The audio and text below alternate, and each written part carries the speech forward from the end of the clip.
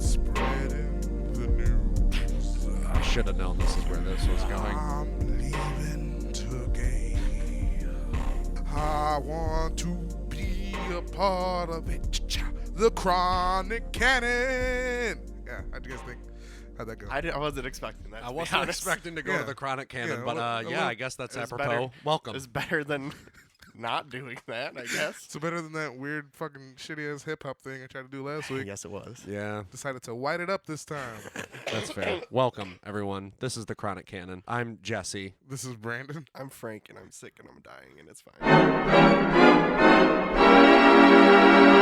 So I got him sick, probably, because last time I was sick. Now you're sick. Who knows? Everyone's sick. I just swallowed weird, and now I can't feel my throat. Just give me a second. I'm finally getting over it. Can you normally feel your throat? Shut up. It's been a couple weeks since we've done this, as far as like our recording time. Yeah, for us. Live in our ears, not in yours. Yeah. Smoking movies talking and weed. Talking weed. Yes. This is one more. This is Oh, hey, and There's if you one don't more. like heat, You gotta get out now. You gotta get the fuck We out. should sprinkle those throughout. I know, but I I just think try and it's- like knock them all out right at the Yeah. front. It's just like, hey, these are the disclaimers. All right, Yeah. fine. I If, think- and if you haven't seen Heat, that's fine. You can stay. This is a major disclaimer to watch it, and if you don't like it, unfortunately, if you enjoy this podcast, You gotta go. you cannot have your cake and eat it too. Can't be done. Gotta go. 30 Bye seconds bye, flat, baby. or you gone. That being said, I like it when we shotgun them off, just real quick, and then they somehow work their ways back in several Alright. hours later. Yeah, we find our way back. But we're talking Martin Scorsese as usual. We're talking about his venture into the musical that rhymed with usual. But I believe Frank had something he'd like to discuss. I thought I'd, pass the baton over to him, as it were. Yeah. Okay. So Me being Jesse. and I'm Frank. I'm Brandon. Hi, nice to meet you all. Yes. Hello again. If this the is your Chronic first Canon. time listening to the Chronic Canon, welcome. We should say this is a spoiler-filled podcast. So Yeah, we that's a big one. recommend If you want to watch the movie, probably don't listen. If you're one of the some people who care about nyark, Yeah. And I'm Yeah. I want to wait. this is a strange one because it was kind of a hard one to find, Yeah. like oddly. Yeah. But I mean, not that hard if you're really looking for it, I mean, which you we have to, were. You have to buy it Yeah, to that's true. get it the normal way. Right. Yeah. So once upon a time, we were all involved in musicals. Once Oh upon yeah, a time. absolutely. We were. In high school. were We can't involved in pretend a we weren't. High school theater troupe, Yes. basically. Yeah. I mean, basically. We yeah. are a part of the International Board of Thespians. Oh yeah. Like still, I don't know. I just found my thing the other day, and I was like, oh yeah. I definitely climbed the ranks. I think we're still at least members. I don't know. if I we're being Jesse. board members. Yeah, I don't- Oh, and I'm Frank. I'm Brandon. Just to get that out of the way. Sorry. Sorry. Sorry. Anyway. You will know our voices by the end of this. Oh, you damn well will. And you will know my cough. All right. All so of us will be sick in rotation, episode to episode. It'll be me next week. Have fun. Now you have to act it even if you don't feel it. Yeah, Yes. you got to keep up the Keep bit, the bit Brandon. going. You got to Keep keep the up the bit bit. going. Yeah. At you. So anyway, we all did musicals, and none of us did any or much after high school. And I feel like Didn't do any, as far as I remember. I did one. Out of all of us, you're the only All one right, that's done fine. it. I I was trying assisted, to- directed Oh. a one-man show. That's that's it. right. That's right. That's all I did. I did join an improv theater club for a little bit. There Did you go. you really? Wait, in college? Yeah. Okay. Nice. We'll come back to improvisation later, I'm sure, because that comes up. Ah, yes, we will. But, I was just gonna say, since being out of high school, I feel like I've very fallen out of the scene of musicals, especially new ones. I don't know what's the up and up when I kind of did, I guess, for a little bit. And I feel like I haven't listened or watched many since either. I mean, a lot of films full of musicality. Even some musical films. Even Musical some films, musical sure. films. Not Yeah. many, though. I'm going to talk about another one later. Okay. Just a disclaimer. You're just gonna- Is that a threat? Yeah. It's not a threat. You fucking with me?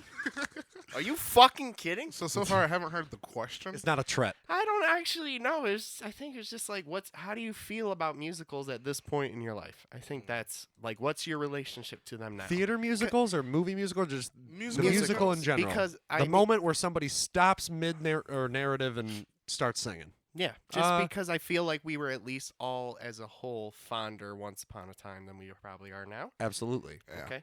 I definitely fall toward the spectrum of not jiving with them as much anymore. Like, when a musical's good, it's great. With musicals and comedies and a lot of these genres that have a lot of extremes, I just want them to go for the extreme a lot of the time. So, like, a lot of the musicals that are just owning what it is and owning the, basic nonsense of it just in its existence is better for me. And I feel like musicals try to stray away from that, especially modern musicals, because it seems like we're going more and more toward serious. I came out of it a little bit more recently than you boys. So Barely. 3 years for Jesse, 2 years for you. That's a Yeah. decent amount of time. I will say, I think the following 2 years after I graduated, like I knew what the popular musical was, mostly just because I still had a couple of friends that were still a part of the program that we were a part of. I'm trying to think of the name of the musical. It's about some kid. It's about like bullies. Dear Evan. Dear Evan Yes, Hansen? Dear Evan That's Hansen. the last one That's I the remember. last. That play or musical, sorry, is written by the same people who wrote Next to Normal, at least the book or the Yeah, lyrics. that sounds right. I can't remember. That was like the last like big musical I knew about. In Yeah. terms of like where I'm at, it's weird. I have like this feeling of longing because I used to like really love these things, and one of my favorite things in music in general is like music that tells a story, and that is literally Yeah. the point of musicals, is to like forward the story. It is a song within the story and context of the story. And I find myself searching for that in like regular music where they don't do that, which is why like I get drawn to like Sufjan Stevens and stuff like that, where it's just like, this is like a page out of a book and I don't have the rest. Is it a video? Page like, out of a is beautiful it- book. I'm asking you once again, is it a video? Going high concept meme. It's so good. Fine, keep The going. thing is I can go back and listen to musicals that I loved. Spring Awakening, I think that I can Love Spring Awakening. always go back to that because it doesn't make me like cringe, even though I think about who I was. That is a But- very good serious musical. I think it's harder for shows that I was in. Like I don't like hearing Hairspray at all. That's another thing I'm getting tired of in the musical trend, the adaptations of movies and Yeah. other material that already exists. It's like, when are we more original musicals, please? But that's a whole culture of creative I know. problem. That's a whole. Well, now Broadway's whole an culture's industry. problem? It's a whole Broadway isn't creative problem for our culture. Broadway isn't necessarily about creating what's, I know. great anymore. Yeah. It's about what's going to make money. I don't know, Hamilton was the the last- last big stand. of Hamilton, that. Fun Yeah. Home, like that whole like Fun that Home, good show. What else is the one about the dog? Curious Incident of the Oh, Dog in the well, that's Nighttime, a which is play. not a that's a But it's musical. Broadway. Yeah. Yeah, but I was going to bring That's that true. up too, that as far as theater is concerned, I love plays without the music of the titular musical. I feel like I was knocking musicals, and I feel bad in the I- sense that, like, hey, if you like musicals, I'm not No, trying to I shame think them. musicals Because are- they're a great form of expression. I just think access is harder now that we're no longer in that world. Because musicals that get made into movies, 9 times out of 10 are bad. Well, Yeah. 8 times out of 10, because I'm thinking of 2 instances where they're not. Yeah. Cats and cats. Oh, God. When I know it's a musical, I want to see what's happening. I have access to like musical albums, but without the actual like show itself, I have no interest in like seeing them. And I guess it was different in high school because I had the books and could read the lyrics. So I think not being able to like fully dive into the world again has stopped me from venturing out further. Like I think some of the best musicals have already been made and I already know about them. Like I don't feel like I'm missing out. I got what I needed until they come out with something like new and cool and exciting.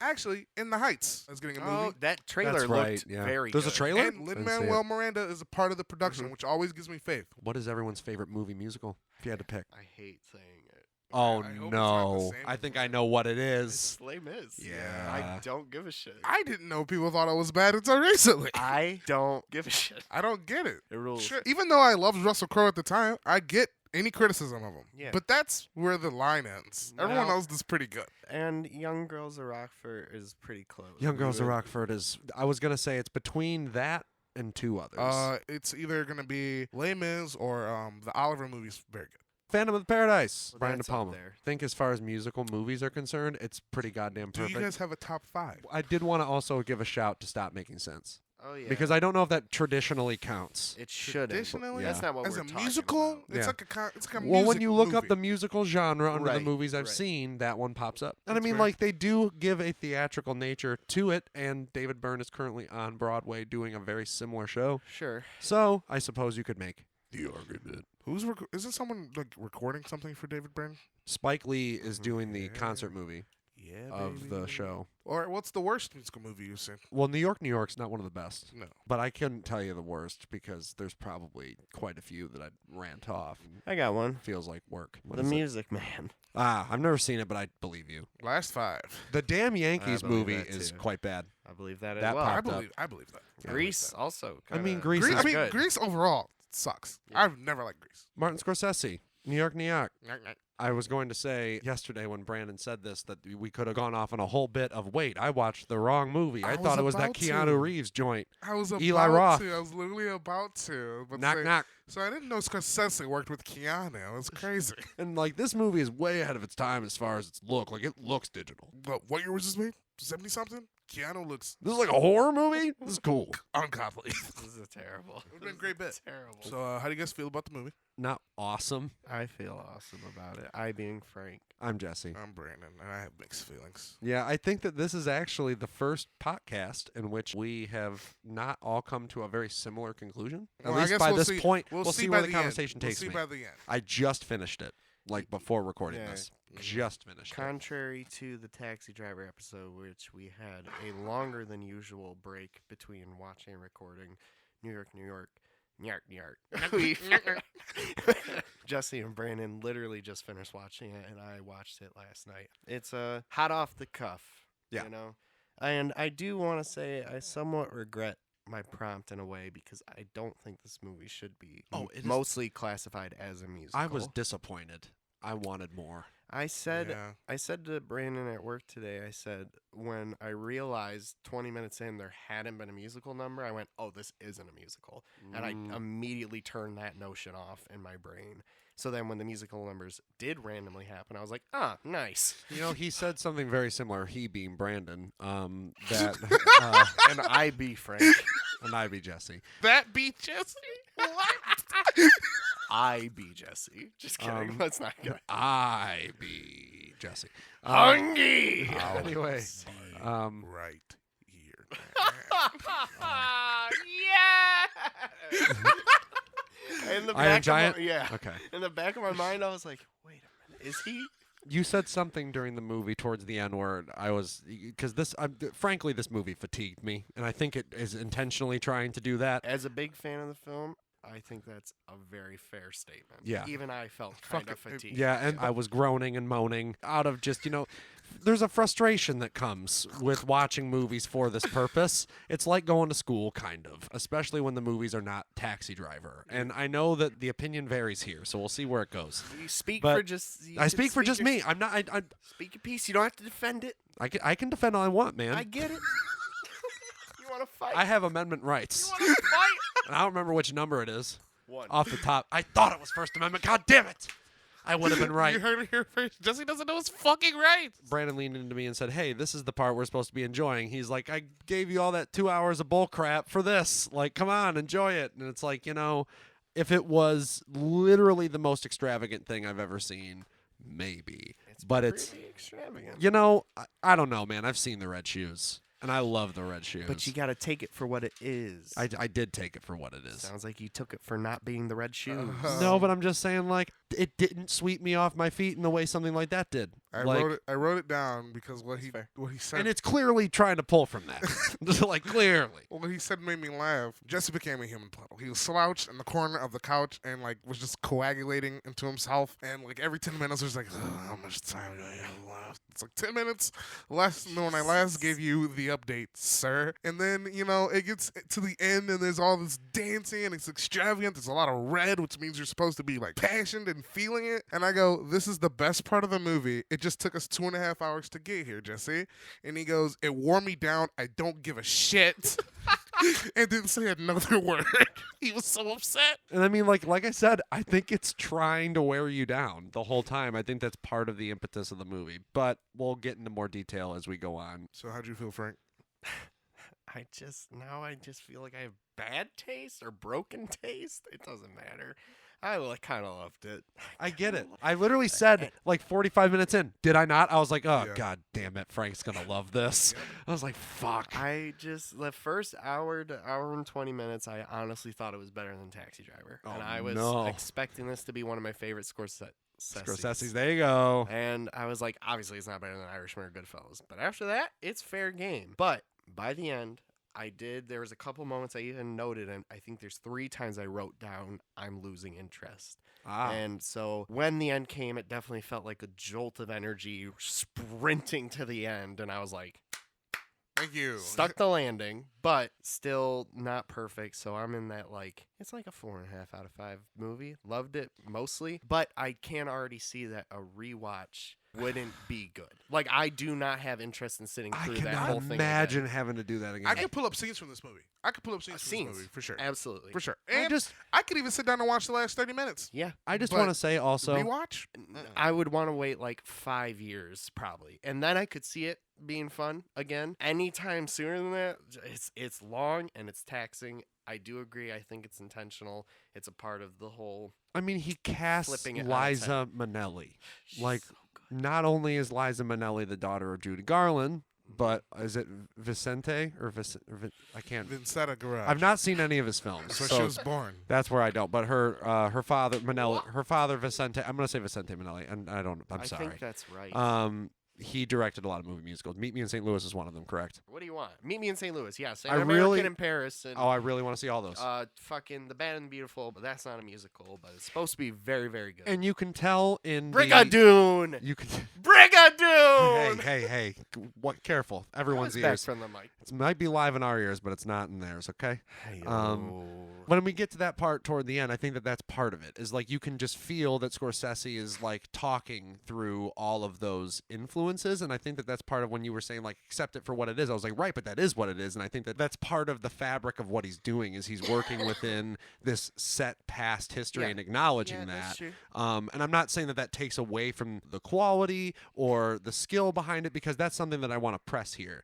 Scorsese is still getting better and better as a director. To think that he goes from Taxi Driver to this, not saying that this is a better directed film because it's not, but I think that to have the range that he does from movies stretching from Who's That Knocking at My Door to New York, New York, it's pretty crazy within a 6-movie run. Sure.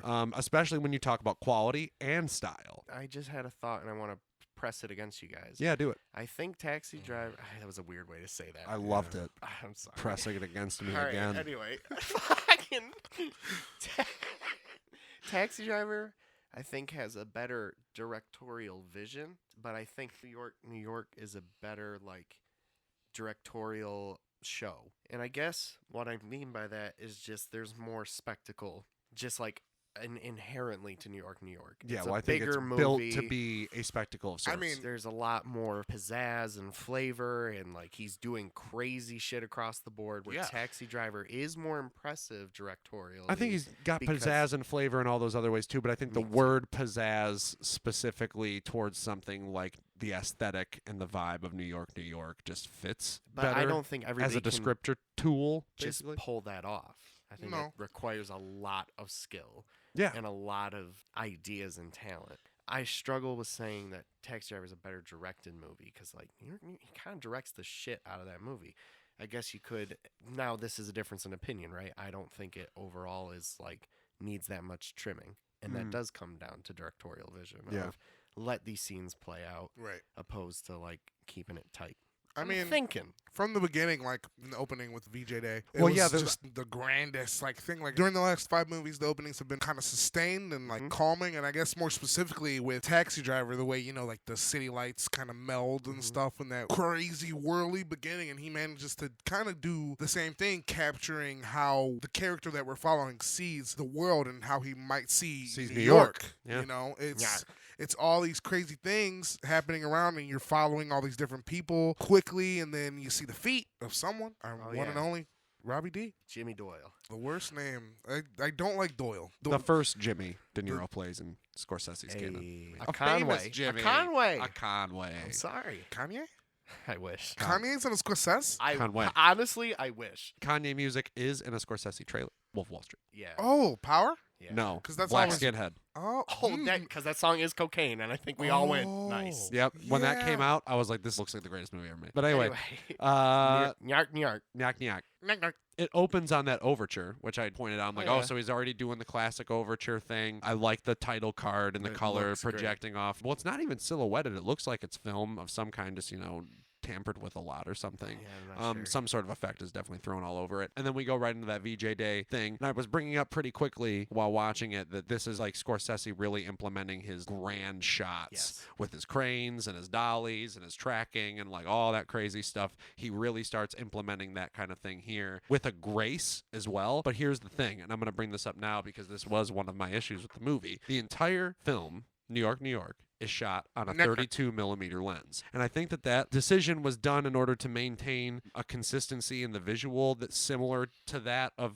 1950s Technicolor Hollywood musicals. But I don't know. I think there is more depth in a lot of the films of that era that I like as far as the cinematography is concerned, or at least it doesn't feel as plain. But like, I think that was part of my issue, was that like I wish that there was some more dynamic in the visual, and I think that would have contributed a lot to the lens use. But again, I think that it works very well with a lot of the scenes, and some of the scenes I think it just makes it look kind of bland, or just makes it feel a little more bland, on top of the fact that this story is like almost seemingly by design bland. That's already part of an issue. I think that it's like not built up enough on my end. See, I don't agree. I was trying to look it up, what thing it was trying to emulate, why using that lens specifically. Wasn't it pre-Technicolor? It's possible. I think it's like all those like stock musicals that like people don't talk about anymore, but were like the biggest thing in post-war. I don't know. I always found it visually interesting, and I think it's mostly probably could be attributed more to the production design than the camera. Which is wild stuff. also, and kind of inconsistent. The production design? Yeah. In what way? Okay, well, I mean, I'm jumping ahead, but like when they go to that scene where De Niro and Liza Minnelli are talking in that like winter landscape, they're on tour, looks great, but it felt very out of place within the production design that was being set up, at least the way I was seeing it. Because like, I mean, they'd been in the city that entire time up to that point, and I mean, seeing New York on a soundstage in a movie is not all that unfamiliar. In fact, it still kind of feels like New York to me, just being a movie person. Like, having endured so many movies that take place in New York that were not shot there, it feels like a pseudo New York by proxy. So like, that didn't feel that unrealistic to me, even though I know that there's artificiality to it. But then we go into like this crazy realm of artificial, but I love it, looks great, but it just didn't necessarily feel like completely earned. To me, my gripes weren't necessarily like about the visual aspects. I just have a hard time watching movies where like I don't like anybody in it. Where it's like, yeah, the story might be cool, but like I'm really tired of falling around this very shitty dude who like can play the sax, sure, but like, Oh boy. I don't care. It's not good enough for me. But like, you're so bad. I don't want to say it You don't yet, like so keep Francine? going. She's like fine. I wish there was a little bit of more defiance in there, but I also think that the movie is telling of the times, and that women were not always allowed to be defiant, despite how, they might be portrayed. But I guess her character arc is something that I do like in terms of how she wraps it up. But the ending per se doesn't make a lot of sense to me. We'll definitely get But there. we'll get there. We'll get there. I think in my head, Liza Minnelli just doesn't really click for me, and I She think does that's great. I think don't. I performance think is great. objectively, like, she does a very good job. I just don't think Liza Minnelli is one of those actresses that I've always had an affinity for, and like I've never found anything particularly special about her on screen. When it was over, Never seen Cabaret though. Just put that out neither there. have I. When it was over, I was certain. I was like, they would be my choice for actor and actress that year. Wow. No doubt. And then I looked up the year and I went, oh, maybe not. Opening night, so Oh wow, Jenna. obviously. Jenna Rollins. And then actor, he'd be going up against John Travolta on Saturday Night Fever, which is Yikers. just fucking. It's a tough choice. I'll say it. I might be in the minority.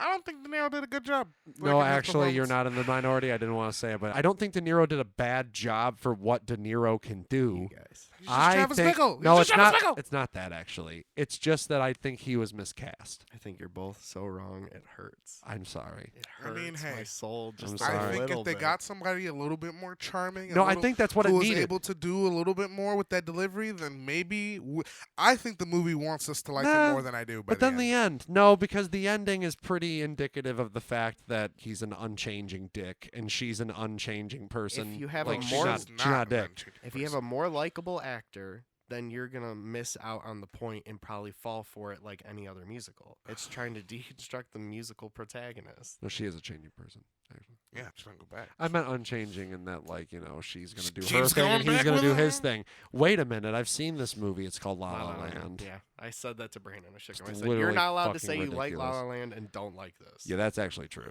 When I saw La La Land, Ridiculous. I liked it. I don't remember much of it, but I remember there was. I mean, I liked I will it It was say- more of a musical movie where they both They're, sang. and I mean, they're both the same thing. Multiple Using the times. fabric of cinema history She and only sings when influence. she gets up on a fucking stage. It's not a musical. No, I think that in La La Land. Oh, wait, are you talking about New York, New York? Yeah. Oh, yeah, that's true. But I think La Is La the Land Blues does. Brothers La a La Land has musical? lots of non-diegetic musical numbers. I think that works. No and yes. Okay, cool. I think. I don't know. Plenty of times the Blues Brothers step up on stage and they, play the blues and they sing their songs, If and then we- they step off and they don't sing, just like this movie. If Yeah. we start, well, it's not a musical, but it's still the same goddamn movie as La La Land.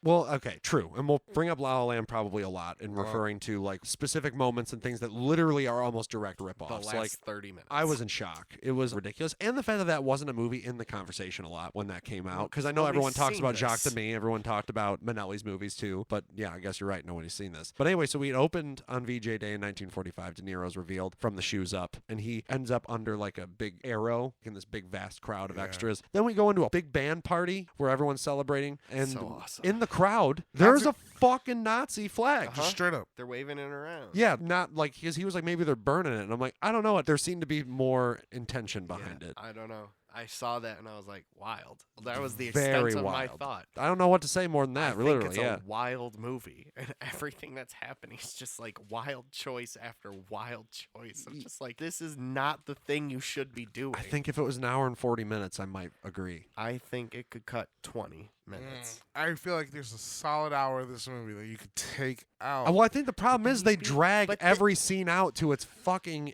nth degree. Dude, I don't care if that's the point. I don't like the point then. Yeah, But then it's just any That's other where I'm at. musical, and then who cares? Then there's no point for it to exist. exactly. What's the point in this existing? If I don't like it, you gotta make your audience I don't like the movie. I do want to say that it's I not. like This is not a movie that I disrespect, and that Oh, I for like. the I said, record, I get don't what hate it's it. doing. Get what it's doing. I don't hate it either. There was actually quite a few things that I was like, oh, this is cool, but then it usually did not deliver on those things. It's just not my bag, baby. That's all. I won't be watching it again. So, But I didn't give it a bad review. one day I might, and then I guess this is where I come back to the De Niro being miscast in my mind, and I think that had they gotten somebody else who was maybe a bit more charismatic on the romantic front, that would have given me a bit more of a reason At to least. fall in with the characters, because that was the thing, same thing you said. I just could not attach myself to the plight of these two people, and I don't know if that's the point. If there was Um, ever a point where I felt like he was doing something that warranted her being with him initially, I don't care about during the middle of the relationship where you see a bunch of nice, sweet things. How it starts, there's literally nothing to implicate that these two people belong together, and then they just are for the rest of the movie. And I had a hard time getting over that. He just ends up in her taxi, and now they're dating. Well, That is no, but how- they flirt for like a while at the party. Like he forces her to flirt for a long time at the party, and he also flirts with a lot of girls. And I want to make note that he Yes. like uses the same line on everybody, That's the, like the "Hey, we've met before, haven't we?" Yeah, that's my parents over there. Don't deny me. Yeah, the funniest thing. Of like efforts. and that was another thing, the comedy. Because I remember saying that to you, Brandon, at a certain point. That I said, Brandon. "I'm Jesse." I'm free. I said something like, the comedy's really not landing here. And Brandon was like, comedy? Like, are you telling me this is supposed to be funny? And I I just was kept like, getting uncomfortable. we talked about that it's similar in some ways to Buffalo 66 Uh-huh. before. And I agree. I do Like, too. I see those similarities. I like Buffalo 66 a lot more. Me And that too. almost surprises me given my disdain for Vincent Gallo that kind of exists. Mhm. But I think that even Billy Brown is a character that I can get behind more Well, because that than movie's Jimmy Doyle. trying to force your sympathy on him the whole movie. Which Buffalo to- 66? Yes, to make the ending work. New York never once asks you to sympathize with. And then it doesn't necessarily, ever. I think toward the the whole- end, I think- especially. I think the movie the whole time is trying to get you to sympathize with Liza Minnelli, so that you feel excited at the end when she finally gets what she truly deserves. I mean, I definitely felt good for her. The final, Didn't I the- say that? And then we had talked about the Arrested Development thing, and I went, good for her. It's just like, Lucille, too. I mean, we sit and we watch Taxi Driver, which is spending 2 hours with a A shitty piece of dude, shit. Yeah. and then watching him succeed more than Jimmy Doyle. Oh, yeah. Technically. That's And crazy. That is It's like, just what's success? But he's famous, too, kind of like same deal with La La Land. He's still got success. He literally owns his own club at the end, yeah? Yeah, he owns his own jazz club. yeah.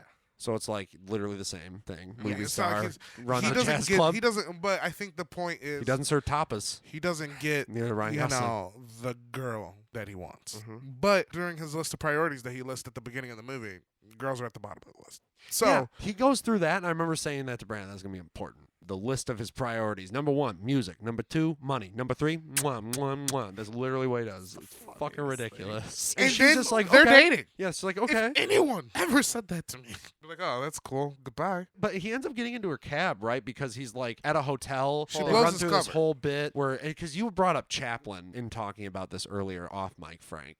And I definitely see that influence, or at least the physicality of the silent film actor coming into De Niro and then playing on those style of bits like quite often and then fucking running them into the ground. Wait, I'm so sorry. We skipped past the point that I really want to make sure I make. Yeah. Like a moment That he's a between. vet? No, not even. Well, that is something we should talk about. Yeah. Where it's the similarities of Travis Bickle continue. He's a vet coming home and he's just trying to fuck. That's it. That's Yep. the only thing on his mind. I knew as soon as they showed the scene where he's trying to pick up all the girls using the same lines, I was Yeah. like, oh, that's this. We're watching this. Got it. This is not going to be a fun movie. Like, we're going to be sitting with this guy who's clearly the worst. And then I just started laughing. I don't know what it was. I feel like I had some weird cognitive dissonance the whole movie where I was just like, this is so ridiculous and stupid. I'm laughing and enjoying it and then thinking about the larger things of like that promise of war, how you fool young boys into going, you're going to come home a hero. That's Yeah. the whole, especially back then. Propaganda was rampant. Way harder than it is Dude, today. and they're coming back from World War II, where it was Yes. the most it's like ever Everyone's been been at the time. celebrating and then he's your in a return. crowd where everybody is with somebody. Everybody is celebrating, and he's alone. And that is like a complicated initial emotion. Then to watch him be like, all I'm trying to do is fuck, and then watch him be terrible at picking up Liza Minnelli, but also kind of funny. If it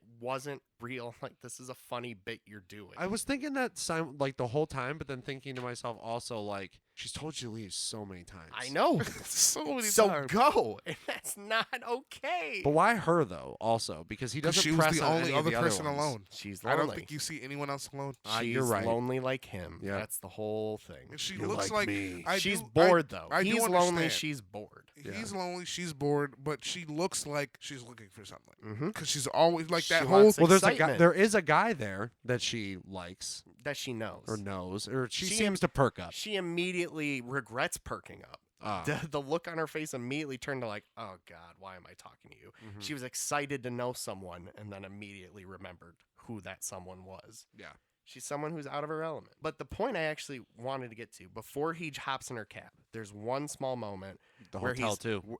before that, when he's on the phone. It's the first scene after the whole VJ Day sequence where his roommate and friend goes to the hotel with Liza Minnelli's friend. She leaves, and then he's at a payphone, and he's like, I'm coming there in an hour. And he walks up some steps, and he looks over, and And there's sees a the couple sailor dancing, yeah, and a woman dancing. romanticizing his idea. And what I wrote down was like, he's watching the movie he thinks he's in. But Oh. that's not real Yeah. to anyone else, which is why he acts the way he does, which is why the style flourishes suddenly happen, because the whole movie, he thinks he's the romantic lead in a musical. Like, he's so delusional, like Travis, that he's like, this is my movie. I'm going to get the girl and the job, and I'm I'm back from war, and we watch him be a dickhead and a dickhead and a dickhead and a dickhead, and it's like, how do you not get it? I do think the best part of the movie comes at a moment that ties that into what you said, I think, where it hard cuts from the Liza Minnelli musical number to Travis, or him not and- Travis,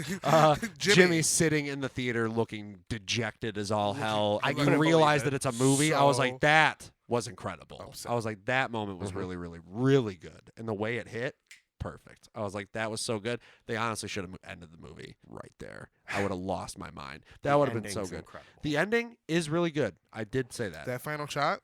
Yeah. Mhm. Mhm. That final shot. The Terrence Davies shot. Yeah, and that too. It's a mix of like all my favorite. Yeah, a lot of the people. things you like. Cassavetes and the uncomfortable scenes going on too long, people improving and just yelling at each other and being awful to each other. Yeah, but I like And that. then you I like got- those better. I do too. But then you got that vibe mixed in a Terrence Davies like autobiography. I think this has to be Scorsese's most personal I movie. said to Brandon, Scorsese must have been a real asshole, like back in the day. It's- And to bring up another point, I'm pretty sure I read that Scorsese and De Niro had romantic affairs with Liza Minnelli And if during that's the making of this true, production. I think that's what I'm responding to in De Niro's performance, to be completely honest. For some reason, I'm like, Almost I his get it. lack of care because he doesn't want to. And like I the feel try-hardness. it's like I feel the energy between them. It doesn't make sense, but I think they have chemistry. I think they have actor to actor chemistry. So I love watching them do these cringy scenes together because I think they're both bouncing off each other. And I'm like, and then the moment Brandon told me that at work, I was like, well, yeah, I buy that. I bet Yeah. that's literally why I'm liking this movie, because they were probably just fucking and then just like, let's go be funny. I'm like, yes, I'm here for it, people. I might be wrong. I'm just like, did I watch a different? No, did I man. make up the movie No, I was watching? I want to say that your passion rings true and that I feel it. Your I feel passion like rings the true. things you're saying like do apply and they make sense to me. I can almost swap a different lens over the movie and be like, oh, I see how you could be here. But see, here's the thing. You didn't. Feel I it? didn't give a shit That's the fine. entire time. I just And, want my like, piece made. I have. No, your piece is very valid. In fact, you should probably talk more because I think that I sound like a negative Nancy, and You you guys sound have really learned nice. from my viewing of Taxi Driver how I feel about watching a movie with just someone I don't like, Yes. and it's something But I'm there's trying a to get difference over. when there's not something to latch onto. And Yeah, like there's. well, I yes. even think there's less humanity in him than there is in Travis. Well, Displayed in the movie. yes, Hard disagree. no, Hard because I disagree. think that Jimmy, at least while he is a selfish I mean, dick, he fucking he kills cares. people, but I'm still saying it's a fictional movie. Like, he cares. At least he has like dreams and aspirations. He's not just like floating around looking for anything. He knows what he wants. I guess he has a goal. and That's he true. refuses to deal with the reality of what things are. But he tries to But- weigh things against that goal that he knows are not as important to him, and then he forces a person to believe that they are the most important to then rip that away from her. Well, that's what happens when you think Pretty you're the bad. hero of your own story. Yeah, Like, Welcome you to just- 90% of relationships. Yeah, I just- mean, yeah. You think you're right. You think you're correct. You're like, this is making your life better. Shut up. Just shut. Yeah, okay. Just shut up. I know I shot people in the war. They gave me a gun. Therefore, I have authority for the rest of my life. He's Travis Bickle if Travis Bickle gets laid. So you know, So I it's- bet if Jimmy Doyle didn't get the fuck, he'd probably kill someone by the end of the movie. Oh my god. He's the same vibe and same. I said that, I person. was like, he is terrifying. he And I has was these like, he has these outbursts so many times throughout the movie where he's just like, yeah, what's up? Like he just goes off. I think that just this is also where laughed. we see the first like quintessential De Niro. Like I guess I haven't seen Godfather Yes. 2 in long enough to be able to see if we get like and I'm doing the De Niro face right now. He does that for the first time ever. Like at least as far as I remember his career up to Yeah, this I don't point, and I also think this is maybe his most hammy performance since Hi Mom. God, Like, he hands it I up. thought that performance was kind of similar, and I think that it worked better in something like Hi Mom that it really embraced that absurdity. But I think that you're right when you say that this probably did embrace the absurdity just in a completely different way, but it just in a way that did not work for me at all. I still haven't decided. This might be my favorite De Niro performance up to now. Not in Scorsese's filmography. De Niro fucking is committing fraud and going to hotels under an assumed name, which is an homage to Michael Powell, the director Yeah, that's who funny. made A Matter of Life and Death and The Red Shoes. Doink the doink. How? What do you mean how? How's that an homage? Because his name was Powell. Oh. Yep. Anyway. Okay, moving on.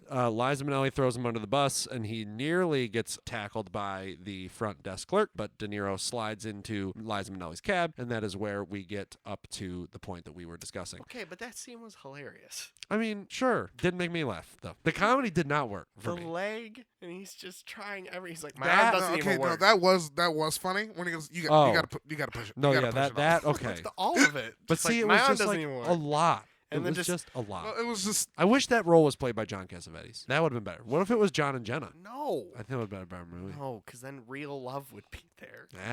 But That's not. That would miss the point of the don't. movie. Do you think Liza Minnelli you know really what loves this him? movie could have used? No. Oh, What? Johnny Depp. get out of here. Okay, fucking. In the leading role, I'd believe it. So listen, De Niro invites her to a sax audition. No, he doesn't invite her. He says, "Hey, we're going there." Okay, and then Dick Miller's there. Wait. The wonderful Dick Miller. That cab scene's very important. The fact that if this was a normal movie, they get in the cab, he goes, I need to go audition. She goes, I need to go home. He goes, too bad. She goes, okay, cut. They're at the audition. Yeah, but then it keeps going. It keeps going. Yeah. It's showing you the reality. If any movie was a little real, Yeah. how uncomfortable, how creepy, how gross. And it's just making you sit in it. And you don't like that? But you like Taxi Driver? Who are you boys? I mean, I don't know. I I guess just told the you guys I nature. didn't like Taxi Driver, and you guys made me by the end of our discussion. So fuck off. The nature of the way this movie is done just didn't vibe with me, man. That's all. Alright, It's that just keep simple. moving. It's a matter Whatever. of preference. So Dick we Miller. finally, this is about 30 minutes in, Mhm. and we're just now about to get into a little bit of music. Mm-hmm. Turns out De Niro plays the sax, and that's all we know at this point. And Yeah, I it don't shows even up- think we've heard his name technically yet. No, we don't know his name until this audition, actually. That's not true. We don't hear Yeah, no, I- His friend says his name. Damn it. Does he say Jimmy? Maybe at the party. He at least says Jimmy. We might have Maybe. missed that. That It flew definitely over. It happens. flew over our heads. Yeah, Alright. definitely If he flew said it. over our heads.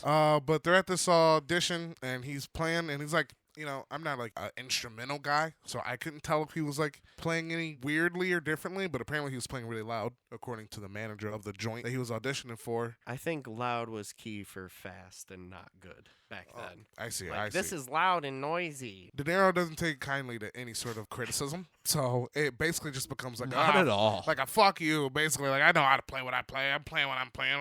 Fuck you. No, that's what I said. No, that's what I said. No, that's what I said. All right, I'm out of here. And Just then like, what? Francine just starts singing, because I guess she can do that. I mean, I know at the time everyone knew who Lily Manula was, so they were probably... Liza Minnelli? No, Liza Lily Minnelli. Manuli, you were right.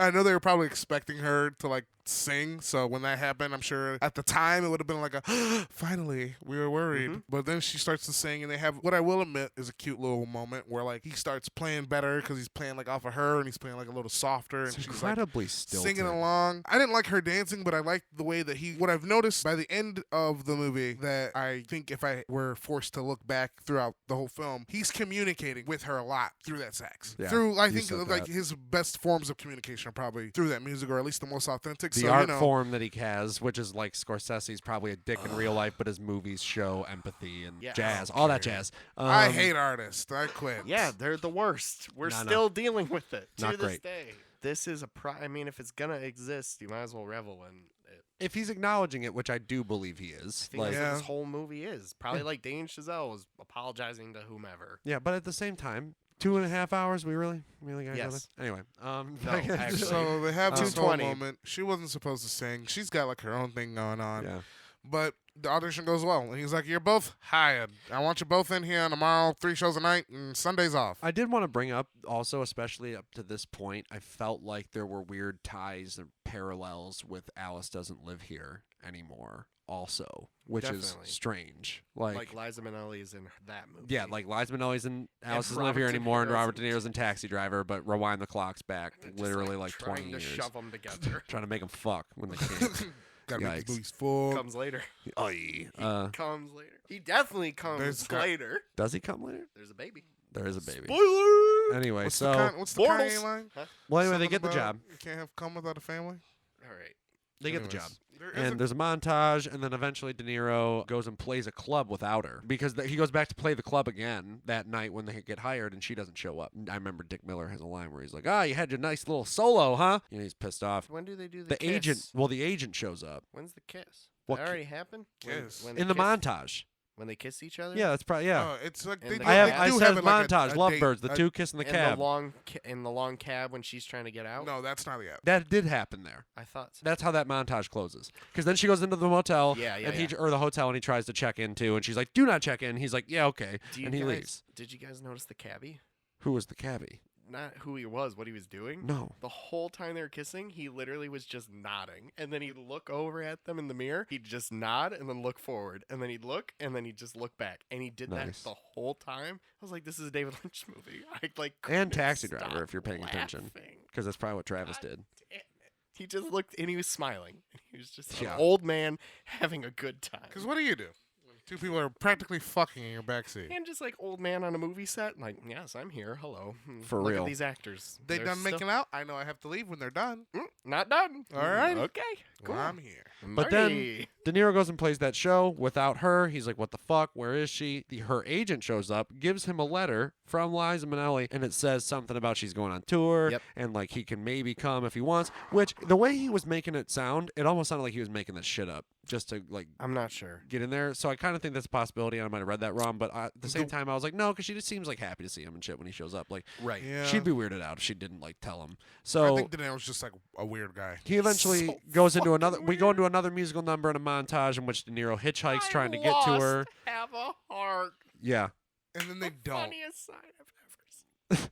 that Just was like, that who- was funny. who writes that? I know. I'm lost. Flip, have a heart. De Niro then finds Liza Minnelli playing with her band at some club. Keep the change. It's only a nickel. The cabbie gave him back. I'm sorry. It's only a I nickel, just dude. wrote down so many things. That I do killed remember me. that bit because he goes, "Do you want the change?" No. It's a Okay, give me the nickel.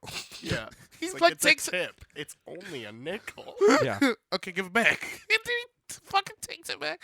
All right. Just like all those little moments, I'm like, it's a New Yorker out in the world, just like, what? Yeah. Fucking here for you. Just Well, fucking anyway, take the nickel. You don't want it? After the show, he takes her outside, and they have a conversation in the snow. Another conversation. And this is when we hit that artificial winter landscape that I was talking about earlier, which does Pictures. objectively look very exquisite. However, like I said, not totally sure how it fit as far as production. Well, I think clicked. this is the first time we're out in New York. It's Like, definitely the first. Well, it's the first time we're like officially. really, really out. And I think that's supposed to like We've show been you in like interiors. the outside world is like not normal or some shit. I don't know. Well, it's artificial. It's in their own heads. I think there's a lot of scenes where it's just the two of them, and it's the typical musical movie moments. Yeah. All the excess stuff is never shot like that. It's shot more realistic and Right. exaggerated in a like drawing out way. But then all those moments that would still be in a musical that could seem surfacely romantic get the big like artificiality touch thrown on top Yeah. of it. But they seem to kind of argue a bit. Right. And then he still manages to ruin it. Yeah. Well, He and fucking win her over says- in the end. he And says- she offers him an audition in Texarkana. He says, "I love you." Okay, I don't love you. I dig you. You're cool. And that fucking works. I swear to God, I wanted to die. I was like, Yeah. this is terrible. It works. If there was just the one I mean, if moment it's where I Bobby De got Niro, it, like, one wouldn't moment you? where I'm like, oh yeah, I understand why. Would they you like let each Bobby De other. Niro treat you any way he wanted? No. Okay. Especially not now. I don't know, man. Yeah, not now. Yeah, no. Not then either. I You don't- guys are barking up the wrong I'm just tree. saying, I mean, if Robert De Niro walked in here and was like, hey, go pick that up, I'd be like, okay, like, immediately. I like twink boys, not him. Okay. But anyway. You're in a better position to have that choice. Yes, it's hard for women. I get it. It's Hard for not women. fun, but also he traveled multiple states to stalk her. Yeah. But anyway, Sure did. that's true. But she kind of told him to. It's And now we're- attention and yeah. affection, and oh shit, you're serious. We're aren't getting, you? we're getting out of Travis's, not Travis, sorry, Jimmy. We're getting more out of the Jimmy is being like weird and harassment-y to more like a, now they're in a complicated relationship. And now that makes my I mean, they feelings definitely are in a complicated. complicated Oh, relationship. no, at this point, now they are. Before, it was like, yo, you're trying too hard, she's gone. And But now now- it's like, we're in this together. Yeah, Yeah. they seal their fate. He auditions. He gets in the band. Fucking gets in. Now he's off, playing with them. And on the bus, they talk about writing a musical together. And I believe that's where they talk about New York, New York. The song, Yes. the theme from New York, New York. Which I wanted to ask. when it said I know, theme from New York, New York. New York main theme. Now, wait a minute. Is that Jimmy song Doyle. from this movie? Yeah, That was written for the film. best original. Frank song, Sinatra covered it Yep. later. Yes. And his version is the most I famous. think it's a year later. Wow. Liza Minnelli still. I read this fact. She still performs it at every concert. That's amazing. And I'm glad that Martin Scorsese I contributed didn't that know song. it was that the iconic. I zeitgeist. thought that she was doing a cover. Hilarious that song seemed to surpass this movie Ooh, by sure leaps did. and bounds. Mini prompt. Where was the first time you guys heard this song? no idea. I have literally no clue. Madagascar. You brought that up yesterday. Chris Rock is singing it to Ben Stiller, who plays the lion. La, da, da, Yeah.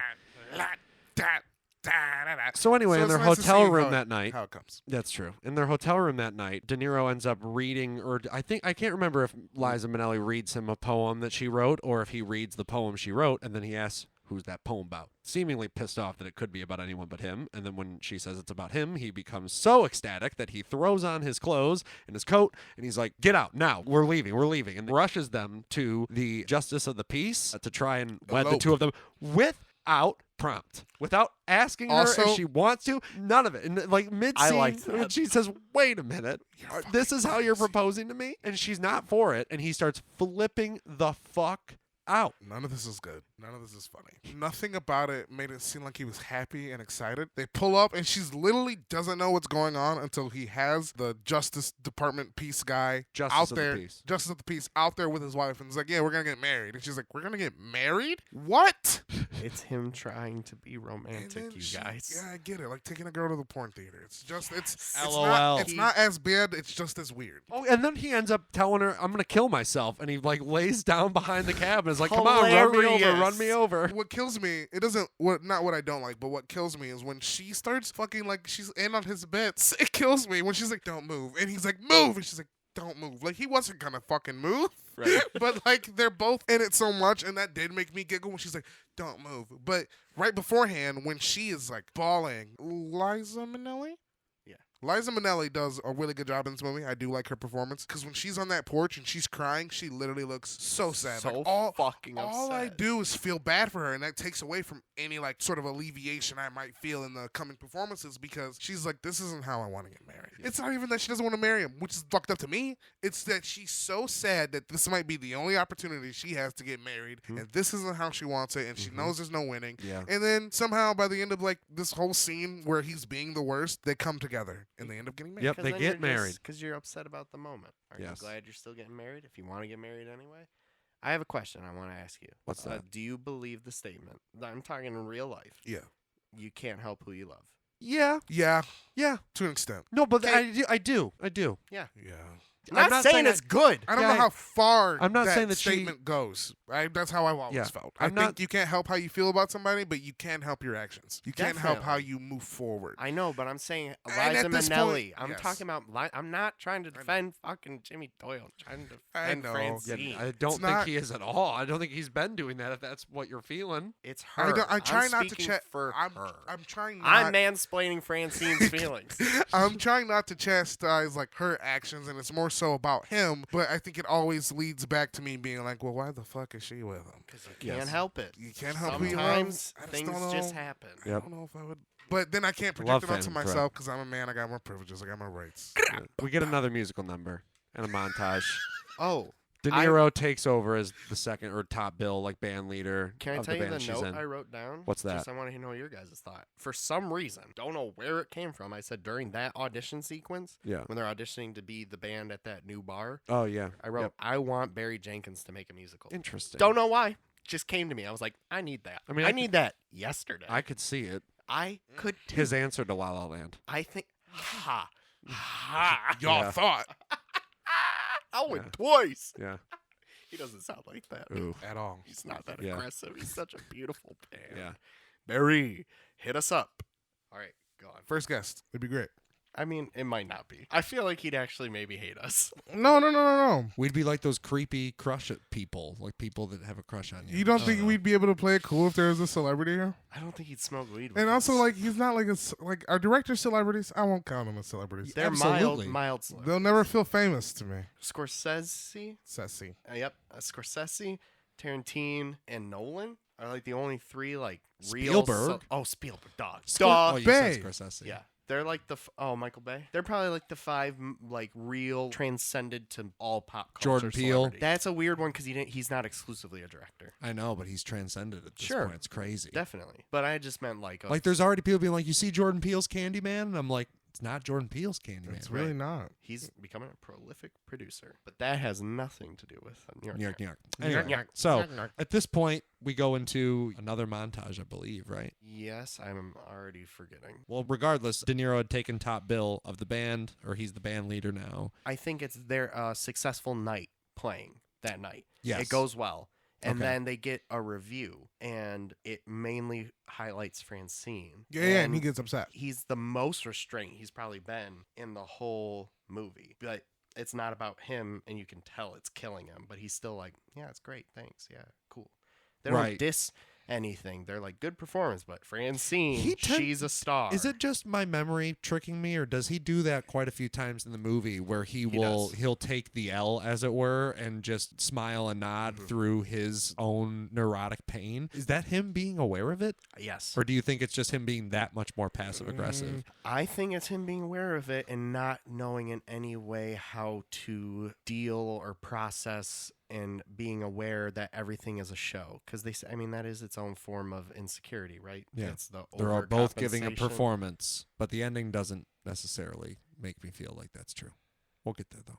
Yeah, well, So at this point, that's when we see De Niro leading the band poorly. No. She's this is- pregnant. Yeah, she's Oh, pregnant. This is when we find out. Okay. So they have the Oh, a yeah, good just- night. They get the review, and then the rehearsal. Oh, yes. They were doing the rehearsal. That's what I was talking about. Oh, But the bad montage is after. No, it's after that? Yes. Yeah. Okay. Got it. So Well, let's talk about this rehearsal. Okay, so bad well, one. De Niro struggles to like lead the band basically. Yes, and he keeps trying to argue with The drummer? The drummer. Yeah. I just don't know. I Keeping don't know time. his name. It's like Whiplash too. Yeah, Damien this- Chazelle. We this looking at you. Pre-whiplash. He smacks him around a bunch. He asks him, are you rushing or are you dragging? Throws a cymbal at his head. It's- Kind of wild. Yeah, it's like ridiculous. it's how just on the Whiplash. nose, you know. kind That's of all not like, true. that's That's like- not I mean, he does berate the drummer only. He's Right. He's very well, upset. not only because in just a moment, Liza Minnelli will then take the count and go a 1, 2, 3, 4, or however she does, And it's right. Band's playing well, Yep. and then De Niro gets pissed and stops the song It's- and accosts her for counting. Which I will say, as a musician, like if you're not the drummer, at least in like the band scenarios that I've been in, and you try to count the song off, generally that is a big no-no. Yeah, but the drummer's not the one getting mad. I know, but I'm saying like the I band. guess I would he's the see in band that. I've never leader. been in a band like that. So Yeah. like a band leader of that capacity, I assume has full control over the time. I think that might be their main job. Yep. Yeah, So it's just like don't do my damn job. but For what me. I don't like is that the band was playing, and then he stopped the Yeah. band, pulls her to the side, and goes, "You can't count the band." You And can't- she's so confused. She's like, "What? You can't It's like, fucking do this to like, me. seriously? You can't count the band. It's like my job." She It's like my only does job." get to stick it to him when she's like, I have to do my hair. I have to get ready. We have a performance. Like, Yeah. God damn it. Shut up. I'm ready. Mm-hmm. Fuck you. She gets the storm off on him. Just like, you're a fucking asshat. Yes. And it's nice. All right. I didn't But- write that part now. This is the moment though where it becomes clear it's a competition as much as it's a romance. They both want the spotlight. Mhm. And apparently, for some reason, you can't share it. It doesn't feel like Liza Minnelli's trying. It just feels like the world recognizes her. But she wants it. You wouldn't pursue that. Well, you if know- didn't. It's Yeah. funny. I just had the thought. De Niro literally ranks important things Mm-hmm. in his life. So theoretically, he's doing that when it comes to, well, who's more famous, me or her? Right. Number one or number two? What Right. am I? I want to be number one. She can be number two, and I'm okay with that. Right. It's my band and she's in it, not I'm the band to her. But I think Liza Minnelli would have been totally fine being number two if that is the way it naturally happened. Right. But of course not. Evident by the montage of failure after finding out she's pregnant. Yeah. She well, once pregnant, she's she won't pregnant, go home. She don't want to travel. She said it's bad for the baby. got to go back to New York. Good scene, like of kind of romantic. Am I remembering wrong? I believe from what I remember Like, 'cause his anyway, which is initial again reaction is vague. like, I can't believe it. We're gonna have a baby. Of course I'm happy. Like, goddamn But it weed. did seem like it was in like a fucking mental ward. It did look I was weird. like, where the fuck are they? I think it was in Yeah. like the basement of this hotel. Like, Yeah. Which is weirdly mental hospital well, I they're mean, Like crazy. aesthetics. concrete walls just look with a mental random hospital. bed. white Yeah. concrete walls with white Like tile a metal, floor a metal belt and bed one frame. bed in the whole fucking room. There's nothing else in the No, room. there was an. I'm not gonna bet my life on it. I don't fucking know, man. It's weird. But regardless, they get a new singer in the band, and that's when that montage comes of all of them failing. Wait, did you notice she's wearing the Vertigo dress? No, what? It might be. You would know better than me. We'll pull it up after. Yeah. I'm pretty sure she's wearing the Vertigo dress, going, "Do you want this baby?" Yeah, don't forget because I want to see that. I would not be surprised. He loves Vertigo. Right. So And I think, but that's the whole idea. It's the perfect, like in Vertigo, she is his object of obsession. yes, And it's the thing he's chasing. It's the thing, all he's trying to obtain. But it's the idea of her. It's not actually her. yes. That in New York is Liza Minnelli and a family and a baby and this calm life. That's his. Vertigo. That's his.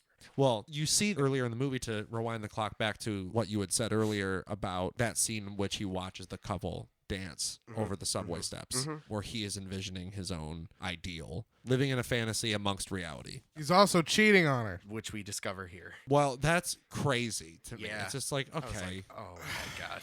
And meanwhile, she's recording in a studio, so it seems like she's starting doing to like do backup well. singing and stuff. And then eventually he returns. De Niro. After we find out the cheating, and because he's cheating with the girl who took Francine's place. Yeah. And they're not even Oh, remotely yeah. And as then he successful. signs the band away. Yep. He says That's why he comes back. he leaves it all behind and says, I'm going back to New York. Yeah. And I remember they're literally like, are you sure? And he's like, yep. I'm This like, okay. this is the moment I'm like, this kind of feels, I know it literally isn't, it feels like a biopic. Like its logic and functioning of like how the scenes progress. No, You know what I absolutely. mean? Yeah. Like dramatic things don't really happen. It's Mhm. just kind of like they went on the road and then she got pregnant Mhm. and then he failed. Yeah. So he went home. It's also playing with a similar plot to like a Star is Born, sort of, even though he is also on the rise in this particular case. Not really. Well, especially not by the end. But like By the end is when he's the most successful, in my opinion. Yeah. no, he is successful by the end. I'm not saying I that. think I'm that's- saying that by the end you can completely eradicate the Star is Born references. Oh, I Oh see. yeah. And I Any mean, version. and I mean, also there's also the sequence that I would say is definitely at least informed a bit by if that film, if not George Cooker's other work, and plenty of other Technicolor musical directors like Donen, Yeah. Jim Sing Kelly, Lorraine. Vincente Minnelli. So he comes back to Liza, and he starts playing piano, which wakes her up. I did say that this was a sweet moment. Yeah. Because it's like a shot of him playing the piano, and then she walks up behind him and kind of just like puts her arms around him, and they don't say any words, and he just kind of like softly plays the piano. It's like, just like every man. When you're not speaking, you look so nice. It's very nice. When he comes home, he has that look of guilt and shame because he just failed on the road and he cheated on her. And now he's back home and all he has is her. And she's off doing successful things. So he's in this weird state. And it's also the most loving exchange and energy they've had the whole movie. It is a sweet moment. But then the thing that clicked for me is while he's playing, she brings up the theory of relativity out of nowhere. Oh, They're yeah, just I like remember trying that. to talk about something because he's avoiding his emotions. All they need to do is talk about what happened on the road. Talk to me about what you did. We can try to figure this out, move past it. But he literally can't because he's such a selfish prick. I failed, and it's like, no, you didn't. You were the leader of a band. Shut up. Why are you this way, Jimmy? And so I think it's more a lifeline for love opposed to the I want this, but it can't. Yeah. I don't think it's completely fractured yet. It's that he won't allow himself to open up and she doesn't know how to pull it out of him. And that, I think, is more the pulsing dynamic of not even just that scene, their whole problem. But then usually he takes it out in anger and outburst and theatricality. But in this scene, it's just vulnerable sadness. All that happens after that, He joins the black band.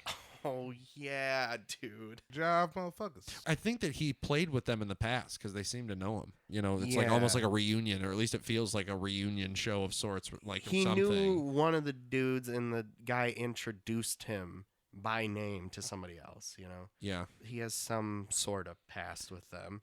And then they let him play, and it's like a energetic, good scene. Yep. But I noticed the sync was really bad, like the fake instrumentation, Oh, yeah. especially the drummer. Uh-huh. It was like laughably terrible. I was like, why? Oh, Jesus Christ. You Oddly didn't- enough, I wasn't paying attention to that No. Me neither. at all. That was the one time I noticed it. That's how bad Interesting. it was. I was like, oof. I wouldn't be surprised if it was that bad the whole movie. I wouldn't either. But then 70s movie. at that point, that's when De Niro grabs Liza and basically forces her into his car, and we get the sequence that Frank Oh my God. seems to love more than any other. What? Okay, I know I've said it 100 times. Excuse like me, I sneezed. that's the funniest thing ever. I know I keep saying it, but this legitimately, I was in tears laughing so hard. Is the most New Yorker thing I've ever seen. The car, the bit in the car, they're they're trying to have the conversation. They're gonna leave the club because she meets him there in the morning because he never came home. He was playing at the club all night. Yep. They're having a conversation. They get in the car. They're gonna go have lunch, and they're continuing to go.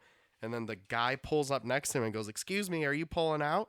And he's like, "What?" And he's so upset that he interrupted him. And he's like, "Well, it looks like you're pulling out. Are you pulling out?" And he's like, "No," and turns away. And he's just like, "Well, you don't have to be so rude." And he's like, "Look at me when I'm talking to you." And De Niro, Telling him to look at him. yeah, and De Niro's like, I'm not gonna look at you. I'm not gonna look at "If you. I look at you, I'm gonna get annoyed." I'm gonna get upset. Oh, upset. Let's just think, guys, if Jimmy Doyle is the man What? that inevitably becomes Neil McCauley, Because I'm not gonna look at you. what does he say? Because if I look at you, I'm gonna get upset.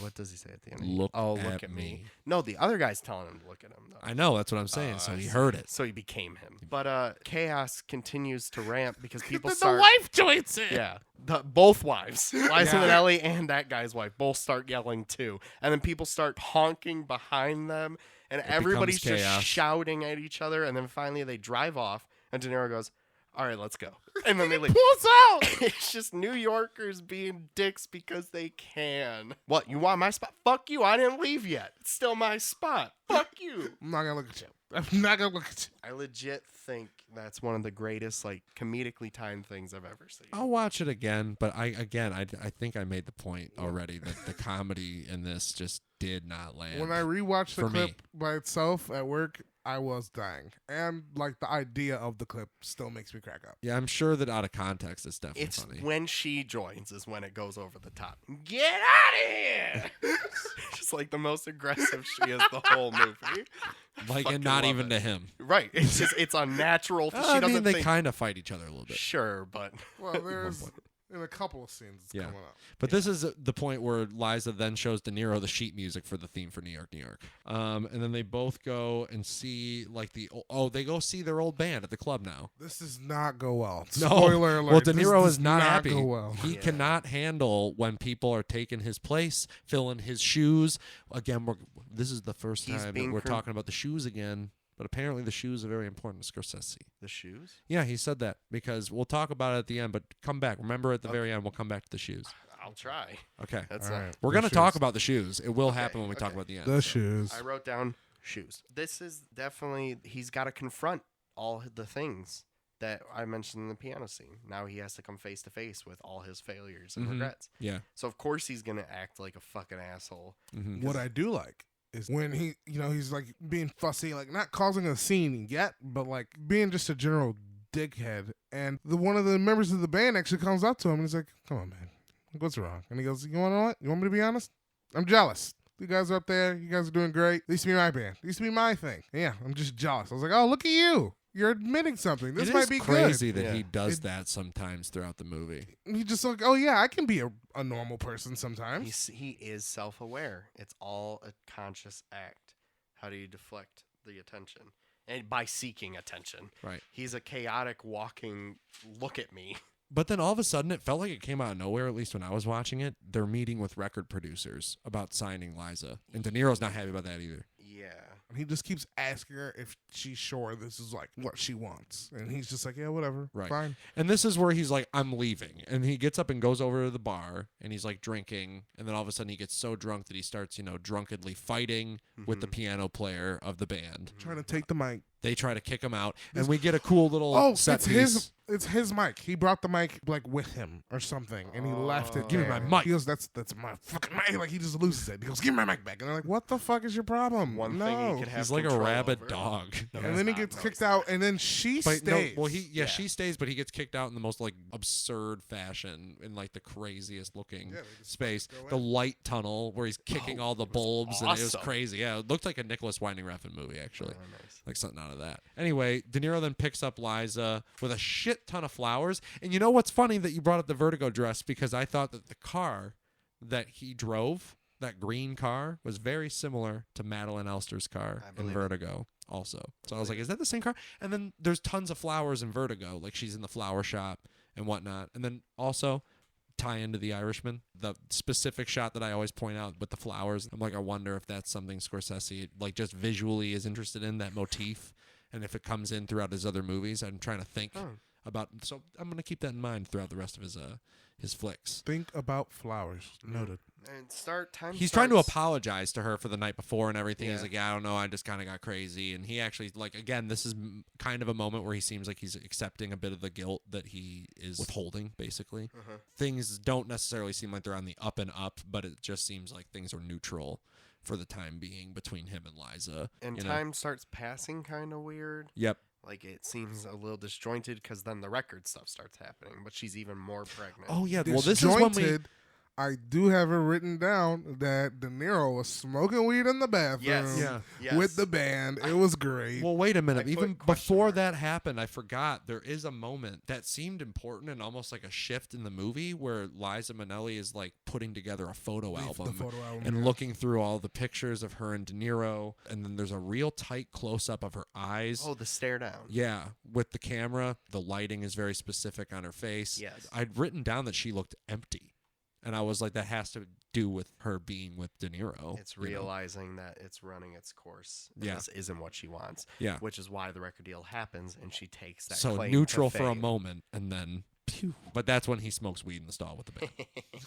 Because what else do you do when your life's falling apart and your Yeah. wife is pregnant, but you don't want to be a dad? You turn to weed. That's what you do. Yeah, fucking degenerate, Degenerate loser, loser. fucking.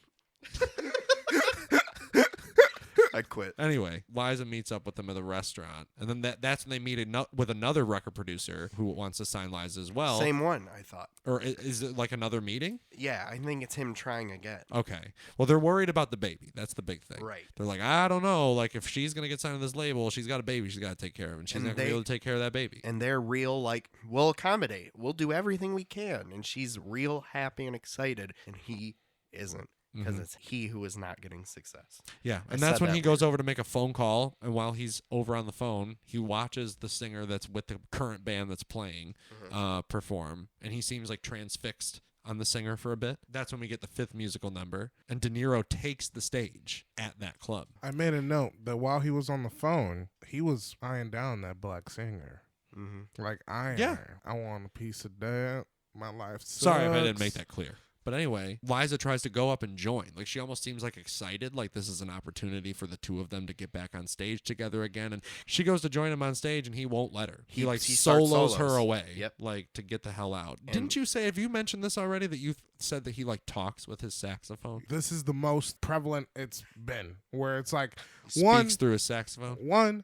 What is she drinking? Because she seems fucked up. She seems drunk. But in her cup, it was like milky. Like, it looked like a milkshake. White Russian? Also, you're pregnant. I don't think you're allowed to drink. They didn't know that back then. I know. That's what I said to Jesse. Doctors used to drink and smoke in the delivery room. It's insane. And in a lot of movies of that time, like, they're just, like, casually smoking, like, chain smoking in scenes in their office. It was a wild time. We just didn't know a lot. He's talking to her because she's fighting through the crowd, right? Yep. She's fighting through the crowd to get to the stage. She stops and dances with the guy. The guy stops her. They dance.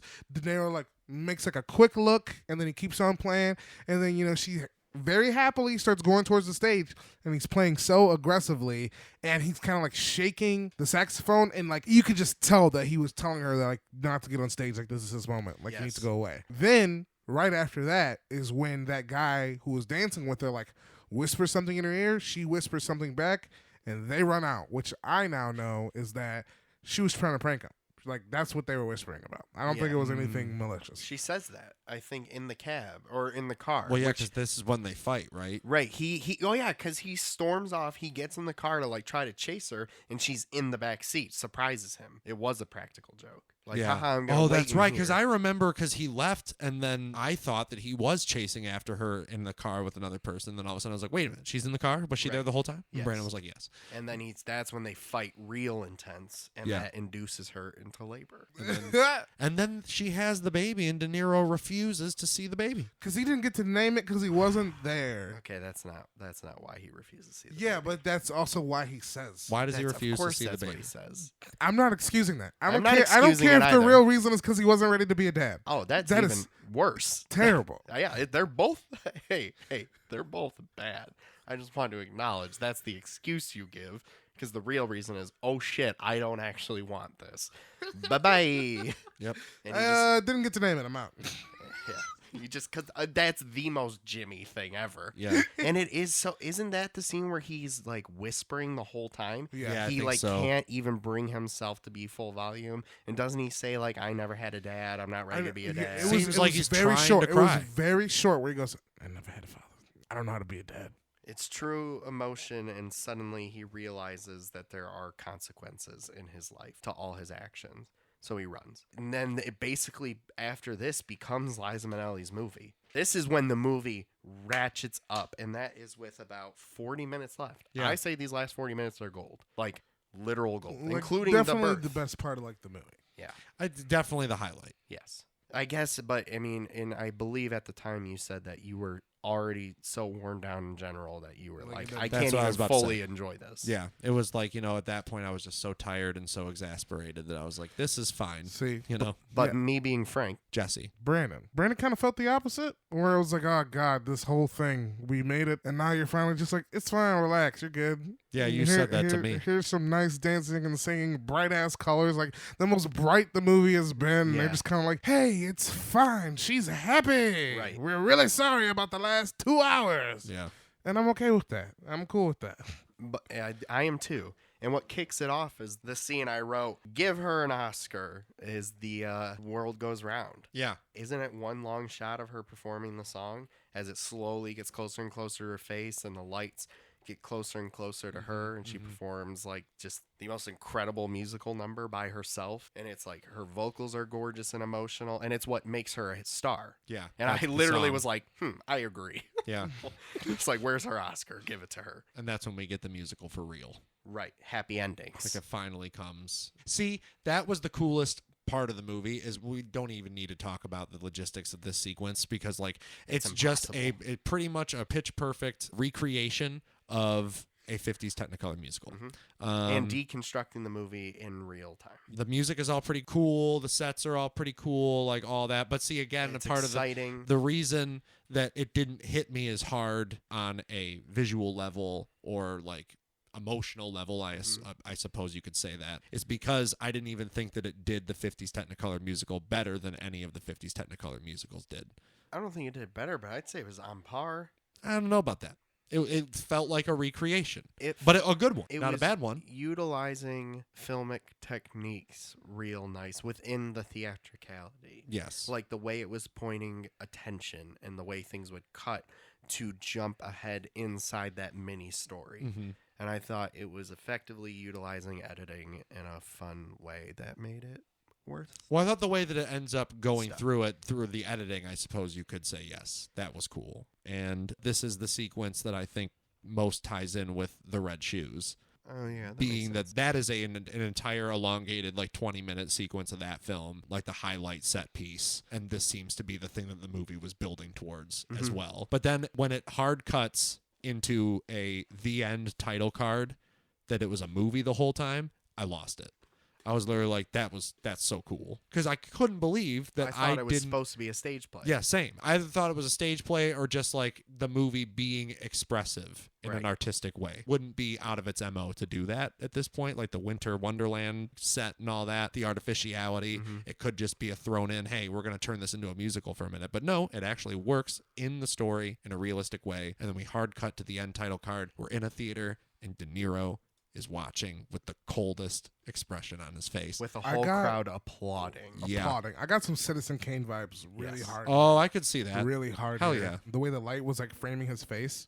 I said he missed out on it because he's a chump. But that's what he's sitting there thinking. Yeah. I could have been a part of this. Yeah. I'm a fool, because he is. And then I believe after that, doesn't he... Well, he makes a request over the radio to play a song that would have been special to him and Liza, in hopes that she hears it.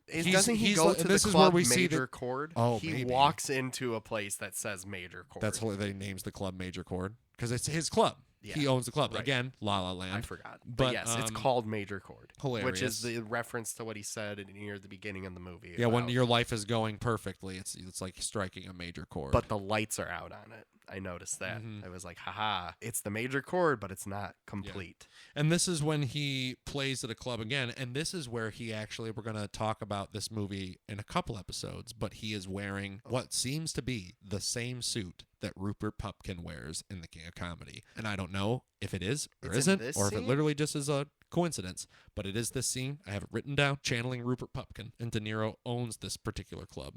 The major chords. And Liza Minnelli finally performs the titular song. Yep, and De Niro watches her perform. And she dedicates the song to him. She does? Yeah, she says something about a guy that loves major chords or something. And then after that, we get a split diopter shot after the performance, and then that's where it just ends, right? Well, basically, we have my notes stop there. We have their denouement. First of all, Liza Minnelli being back in New York is the first time she's been back in New York in 6 years. We haven't seen each other, and I had also thought that meant he hadn't been like in contact with the kid because he said he didn't want him. But he talks to the kid. So he goes back when he goes to see Francine at her performance or whatever, and then we have that split dichotomy shot. Split diopter shot. Basically, they're talking around the fact that like he misses her and he feels bad. Right. But he never directly says that. And they're just like, yeah, so how's your life? Oh, my life's great. Just keeping it, just trying. And how's your life? Oh, yeah, my life's great. But, like, her life is great. And he's kind of miserable, even though he's got some form of success. You see in the jazz spot that he owns, that the black band that he was performing with before, It's like it felt like they were members of like a bunch of people we've seen throughout the movie, not just that band, but like he sort of like accumulated his own like ragtag group and opened up his own little bar, and I was like, that's cool. Like I wish he was okay with that. Something's missing. The major chord. It's Major not complete. chord. She's the missing element. And while they're talking, and he just mentions that he sent the kid drums, and I was like, what? And so he's been in She contact. said, though, that he uses like the drums and then he bangs on them like crazy. This is the part where I got mad is when he was like, well, is he any good? She goes, oh, he's great, super talented. And he's like, gets it from his father. And I was like, you fucking chotch. How do you know? No one knows. It's because that's... I hate men as a man. After talking to his kid, he leaves, and then he immediately calls her and asks her to go get Chinese with him. Yeah. She fucking agrees. She seems happy about it, too. She does. Initially. Yeah, and he does too. He sounds happy. And I completely misremembered this, and we checked and to make sure what happened, but he waits outside the stage door. She's about to go, and then she gets that look of, right, I remember why this didn't work. This is not the road I should be going down. This is not something to spark up again. I'll probably fall for him again. I'll probably do it all again, and then it just wind up right back here. And then he dips because she doesn't come out. I think he dips early, and that might have been why I was misremembering a bit. I think he realizes, too, like, she ain't coming, and even if she is, I shouldn't be here. I think it is a moment of, like, acceptance of this ship has sailed, and I messed up. And maybe that's me wanting to give too much credit to Jimmy Doyle, but he does have a completely different energy than he has the entirety of the movie. In these final 10 minutes. I think in a way he gets his comeuppance and having to watch her career soar and having to deal with mediocrity his entire life. Even though he has a fucking club. Yeah. Pretty cool. I don't fucking own a club. Lights aren't on, man. The lights aren't on. No major chord. And then we get to the final shot we've alluded to many a time in this episode. It's so good. No, it's it's like a loop almost of the same opening shot where De Niro starting at his feet, moving up to introduce him to at his face, and then this is the reverse, taking it from his head down to his feet and ending on his shoes, and he walks away. And this is what brings up the shoes. I read that Martin Scorsese thought the shoes were very important, and that ending and beginning on the shoes was like thematically important to him. And the only reason I brought that up was I was like, maybe, and the only interpretation I could have come up with is that like being in his shoes is like his job. If anyone were to try to take his position in life, he'd lose his mind. I see what you're saying. But I don't know if that really makes sense. Or is it just traveling on? Or is it, on I mean, they're not red shoes, but you know. Yeah. Maybe it's just like shoes. I thought maybe it was us taking off Jimmy. They're all the same. I know. I thought it was us taking off Jimmy's shoes.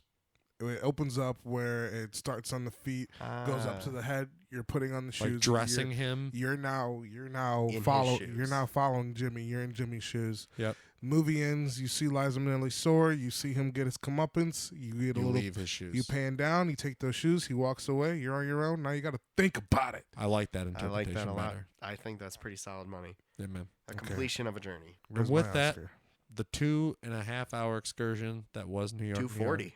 240. Give it its credit. God. Oh my God. He doesn't know how to make a short movie. Yes, he does. Oh yeah, he does. We're getting there. They're coming. Ugh. I think he got fatigued after. And he wanted to have some fun in the 80s. Yeah. Honestly, it seems. And then finish it with the least fun. Yeah, absolutely. I must repent. Jesus. And then we go back to the fun. And actually, it's Clown? like a combo. I don't know. It's a combo of the two when we go down it all the way. But any final thoughts on New York before we decide whether or not this thing is in the chronic canon? I love it. I really do. I've thought about it fondly, and I do almost want to rewatch it again, looking through some little moments since watching it, like seeing the clips. I'm like, damn, I really do like this movie. I don't know. I almost want to retract the waiting 5 years statement. Okay. I'm not saying tomorrow, but I think I wouldn't be surprised if I decide to rewatch it this year. Actually, probably by the end of this, I'll be sick of the says. So we'll see. Brandon, I'm a fan. I don't know, man. It's like I don't viscerally hate the movie, but I think it's also the things that I like aren't executed in the movie. It's just like things I'm like inferring, but the reality is that I'm just watching him be this dick the whole time, and I'm watching her have to struggle because love is hard, and you can't choose who you love, and you try to make things work, but he's a dick. But I guess I get it though, the way that he's like being presented, I guess. Do you think, from the best of your recollection, Ryan Gosling in La La Land's a dick? Like, no, I don't remember him being like really. Because I promise you, he's just a little more charming version of this. I mean, I would. It's Ryan Gosling. We like him more. We put up Mm-hmm. with the bullshit, and they cut out the awkward. That's why I think this movie hits my brain so hard. I'm like, you're just addressing the thing that movies try to ignore. Now, what I wouldn't mind, the only capacity in which I'd be like, all right, let's watch this again, is like I'd do like not a double bill because they're both kind of long, but Yeah, not a double. but like a double day bill, like watch one day, watch one the next day, because how this correlates to La La Land is really like it's been getting to me, because when I saw La La Land, I saw it like roughly when it came out, so like Same. it's been a couple years, it's not like fresh in my brain, but I remember seeing it and liking it because I like musicals. I like when people sing in movies, and I was a fan of Ryan Gosling and Emma Stone. I was like, this is great. Didn't think it was like the amazing thing that like everyone was pumping it up to be, but I was like, it's solid, cool. But after watching this now, if they are virtually the same, then I know if I go back and watch La La Land, I'm like, oh, this is just shitty. I just fell under the gloom of the very pretty people. Because I will the very say, pretty colors and all that. Robert They De are Niro and Liza Minnelli are like, they're not ugly, but they're very unconventional in their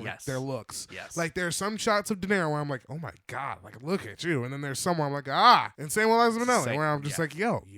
And then there's some like, oof. I can't not see Lucille the angle. too. That's I fair. only see Lucille on stereo. I do want to say, And when she's on stage singing and like going into it, it's like she's gonna have one of her dizzy spells, and it's like, oh no. she's so good. In That is her apex mountain right there. maybe. That's it. Could be this.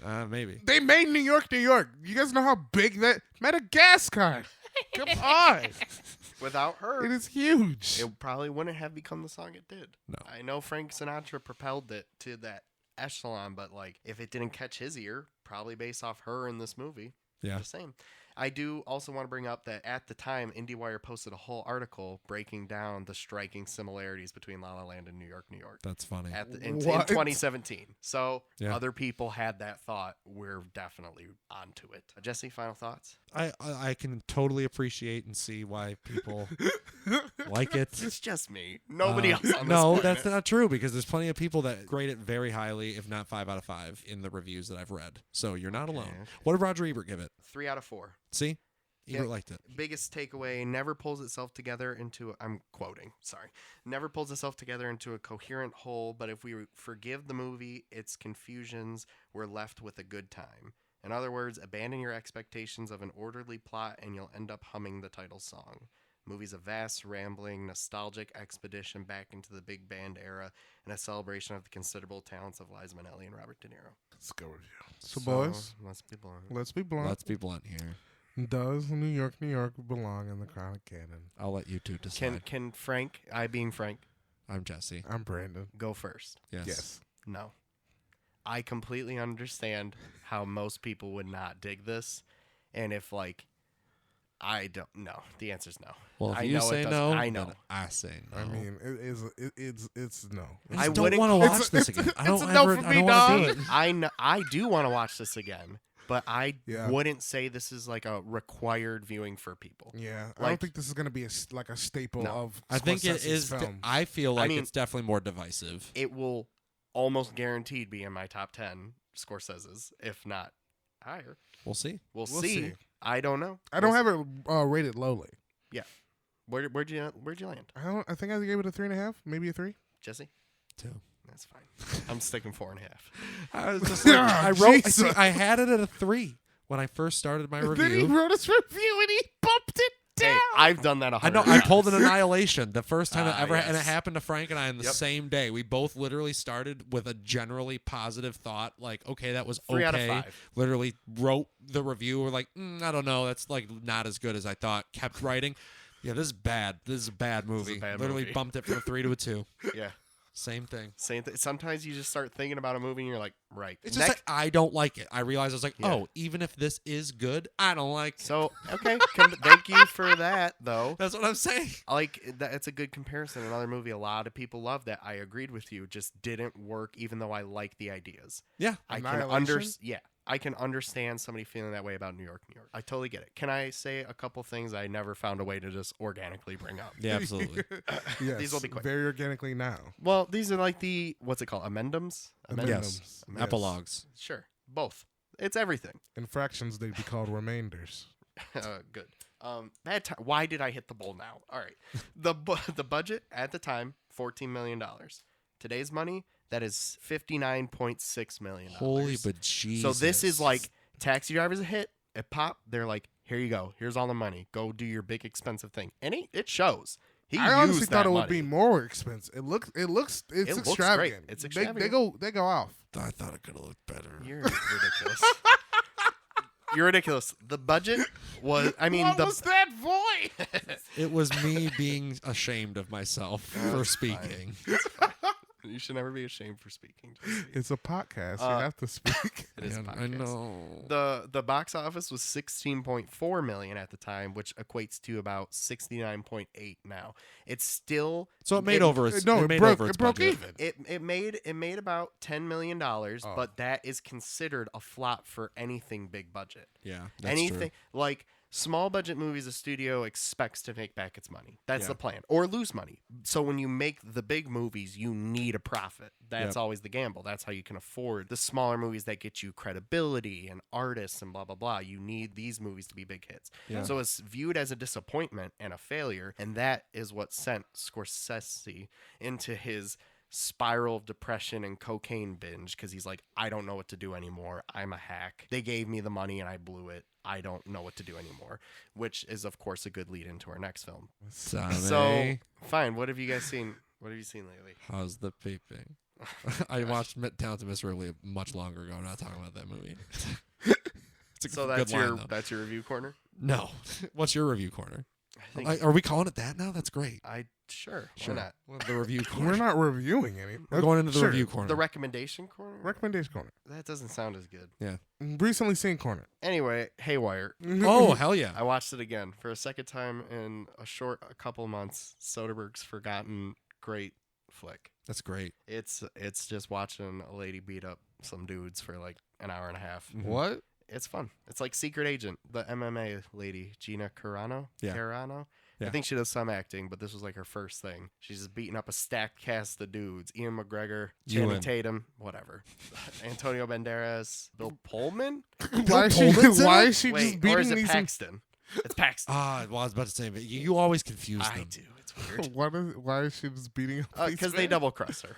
Dude, Of Frank course. showed me the opening scene of Haywire. It was fucking off the chain. Yeah, it's pretty wild. And it's Hey. got like a snippy, fast plot. After this, Yeah. show me And- the openings.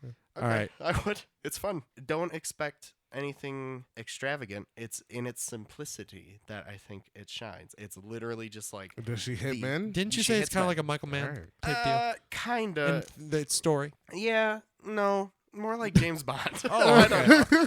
I don't know. It's like a James Bond story if you stripped it down to its pure essentials in both action and story. Okay, so the There's form. yes. There's Cool. literally no fluff. It is Nice. 90 minutes of this is all you need. That's It's dope. fucking great. I So like watch that. I like Right that. on. I like that. Boom. So who's going next, Jesse? Yeah. So earlier I brought up how I was a little sad that this wasn't what we would call a real musical, and the movie I'm going to talk about is not what anyone would probably normally call a real musical either. It definitely falls under the camp of mockumentary, but I like to think it's this a musical. isn't recently watched. Yes, it is. What are you about to say? Pop star, never stop, never stopping. That I is was recently wrong. watched. I'm so sorry. What the hell? I thought you were gonna say Waiting for Guffman. No, I was Pop star, never stop, never stopping. I'm sorry. I'm sorry. I'm The sorry. Lonely Island joint. Yeah. It's great. Funny. Dude, okay, so I saw that in theaters when it came out, and I was like, that was fine. I don't remember how long ago that came out, what year it was. 2016. That's probably right. I want to say. And I know other people even immediately kind of took a great shine to it, like right off the jump. So I remember thinking that, oh, maybe this is one I should revisit down the line. Showed it to a friend. couple years later, and I'm so sorry. I've just been dying. Yeah. I've been distracted. I'm so sorry. that was hilarious. I've I been couldn't- trying to hold that in. Oh, good for you. Keep it, double it, keep it, double it, keep it, double it, keep it, double it, keep it, double it, keep it, double it. Anyway, You showed it to a friend. showed it to a friend, and I was like, oh, that was definitely more fun. Like when you can just kind of just have it on and you casually pay attention and goof off and like laugh. Yeah. It's fun. And then I watched it again this time because we were looking for a fun movie to watch, and I was like, yeah, this is fun, cheap on iTunes to buy. So I was like, fuck it, let's do it. And I thought it was the best I'd ever seen it. Like up to this point, to the point where I went the full 4 out of 5 with it. Oh, hell yeah. And I think it perfectly encapsulates the fabric of America and pop culture in the 2010s. I believe that. It's kind of crazy. My favorite song from the whole thing, I don't know if it's called Fuck Bin Laden, but, it's the She Wanted to Fuck Me Like the United States Government Fuck I'm Bin gonna Laden. terrorize that pussy. Yeah, that's the... Terrorize that pussy. So listen, it What's is your it favorite goes song? good. hard. It Brandon? is so good. Favorite song? What? What was your favorite song? My favorite song from the movie? Yeah. That's a good one. The Donkey Roll one's good. I think you liked the The- Mona the- Lisa one. The Mona Lisa one made me crack up, but it was the cat doink the doink. Oh, the catchphrase The song? catchphrase song. Where I was expecting it to be, I was like, oh shit, he's about to like spit some bars right now. The catchphrase song, like, okay. And then it's like, it's got a crazy beat. And then he just keeps saying different phrases. Like exactly what the song Frank, says. have you seen the it blew movie? my mind. You haven't No, seen the movie, I right? have So not there's seen the literally a movie. scene where he's like, I was writing all these catchphrases, and then I was like, what if I just use all of them Oh, in no. one song, and then a verse where it's literally just catchphrase after catchphrase. And the best part of the song is that it's like ends up becoming the crux of the movie. Like it's what broke the band apart. Yep. Like he didn't admit that he didn't write the catchphrases. Yeah, he won the award, or a Grammy or the equivalent of that at the time. And, for best song. Yeah, and then And he only they thanked show the himself. guy from the former band in the audience watching, who's actually one of the directors of the movie. Yeah, dude, the Lonely Island they put out, like they seem like they're fucking like a bunch of idiots because of the content they make, but like I think they're comedy geniuses. I love them. That was very funny. I laughed very consistently. 2 rapid fire questions for Jesse. Yes. Have you seen Hot Rod? Yes. Do you So like good. it? Yes. All right, good. And So then good. you're saying that Pop Star Never Stop, Never Stopping is twice as good as New York, New York? Oh, yeah. That's fuck you. Brandon, what have you seen recently? I'm gonna weigh it down. You really. gotta see it, bro. I know, I want Like, to. you will love it. I feel like I should have gone before Jesse because now I gotta The bring cameos. I gotta bring it down. The 13th is a Oh documentary. shit. It's a documentary on Netflix by like Ava Dunham. Ava DuVernay. What? I say Dunham. I'm sorry. Dunham? Okay. That's- Varney. I know. I was hoping it would be correct. All right. DuVernay. God, I cried.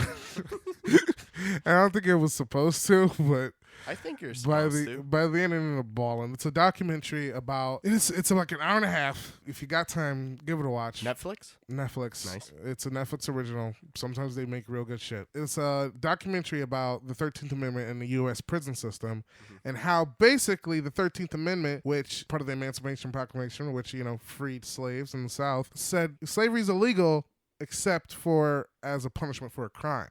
Yes. And then suddenly everything a black person did in the country became a crime. Still and- to this day. Yes. And I just learned so much, and I became very dejected about the country in which I live in. But it's fine. I think it's very informational. I think things like this need to exist. I want to start watching more documentaries. I feel like I can get very lost in my own like fantasy world of living Yeah. with all this fiction and stuff. And like it's great, it's fun, but like I don't know. There were a couple of movies that I watched in February that really put reality in my face and just like how much real life there is. And like I think I need to start experiencing that and looking into that a little bit more. I'm gonna start trying to watch some more documentaries. There's a couple that are slated. Netflix has like a pretty good roundup right now, Yeah. actually. And given that we're on the Scorsese train, maybe I can look at one of his. But aren't they about like musicians? Most of them. Watch Yeah. some docs that are currently relevant, like 13. Yeah. And I've been meaning to see 13th for a very long Listen, time. As have it I. is, I'm glad to hear that it it was is very good. I like. All right, it's not necessarily like a biased viewing. They try to have people from different sides be interviewed and stuff. It's like what sides are there, you know? Yeah. So it's a lot of like talking to activists and then talking to different politicians and part of different political groups. I don't know. It's like interesting. You learn a lot of shit in an hour and a half. It's kind of crazy. Oh, So yeah. give it a watch. 13th, Ava DuVernay. So that's it. Yeah, That's this is the that. Chronic Canon. Yeah. Email us thechroniccan@gmail.com. if you don't like Heat. I'm mad you're here right now. You should How'd have you left make a while ago. How'd you make Yeah. it to the end? Didn't you hear the rules? Rate, review, subscribe. Yeah. Isn't that a thing you're supposed to say? I don't know if you can subscribe, but definitely rate and review. Yeah, if Yeah. you can subscribe, do that too. Yeah, fucking subscribe to us. We I don't know how any of this works. We're new. At Literally, all. this episode, we just posted our first episode Yeah. today. Yeah. That's So- fun. People want to You be know. on this journey with us. Tell them the truth. The first like 4 episodes, we're not going to ask you to rate, review, and subscribe. Yeah. Which you So, already know. Maybe. listen- Actually, like first 6. First 6. 5. Listen, go back, rate, review, and subscribe to us. For the first time listeners, thanks for listening. Yeah. Thanks If for you're being still here. I don't know why you picked this episode, you fucking weirdo. Hit me up. Yeah. I'm sure you love this movie. Oh, new podcast. Let me listen to New York, New York. Like, what? I want to talk to that guy. Hell yeah. Or girl. Well, until next time, I'm Jesse. I'm who? Frank, right? Yeah, Brandon. Goodbye.